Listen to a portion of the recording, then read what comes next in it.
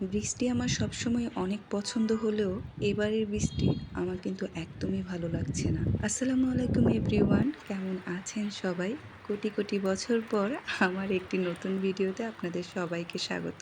অনেক দিন ধরে লং ভিডিও আপলোড দেই না।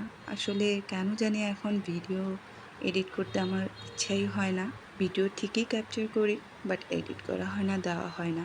আসলে বৃষ্টি আমার বরাবরই পছন্দ, খুবই ভালো লাগে। আমি সবসময় এটা আল্লাহর রহমত হিসেবে অ্যাকসেপ্ট করি। যে কোনো সময় বৃষ্টি হলেই আমার ভালো লাগে। কিন্তু এবারের বৃষ্টিটা আমার খুব একটা বেশি ভালো লাগছে না। কারণ আমার কাছে বৃষ্টিটা আনন্দ হিসেবে আসলেও অনেক মানুষের জন্য দুর্যোগ হিসেবে এসেছে।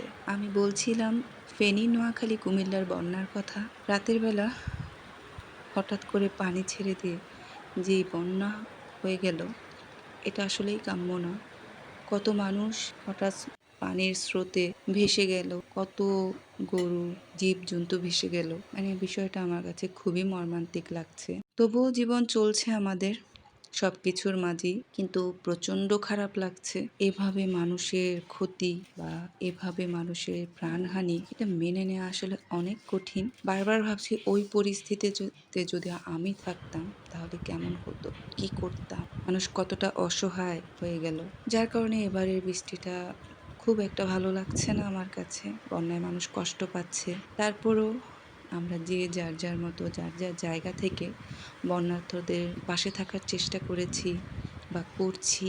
এটা একটা বিশাল বড় ঐক্যবদ্ধতা, যেটা খুবই ভালো লাগছে। আমাদের দিনগুলো, আমাদের সময়গুলো কেটে যাচ্ছে। আমাদের বন্যা পীড়িত এলাকার ভাই বোনদের দুঃখ কষ্ট দেখছি, সাথে তাদের পাশেও থাকছি এবং প্রচুর দোয়া করছি। আমি জানি আপনারাও বন্যার্থদের সহায়তায় ছিলেন, আছেন, থাকবেন এবং সবাই দোয়াও করছেন। এটাও কিন্তু একটা বড় ব্যাপার। এই যে সবাই মিলে তাদের কষ্টে আমরা কষ্ট পেলাম, পাশে থাকতে পারলাম, এটাও অনেক কিছু। সবসময় তো সবকিছু দেখানোর কোনো অবকাশ নেই বা দেখানো উচিতও না। হয়তোবা অনেকে অনেক রকমভাবে ভাবছেন, বাট আমার খুব খারাপ লাগলো। এটা কি করে পারে মানুষ? যাই হোক, তারপরও আমাদের বন্যার্ত ভাই বোনদের জন্য শুধু দোয়াই। হুট করে যখন তখন বৃষ্টি হচ্ছে, একটু একটু পর পর পানি বাড়ছে।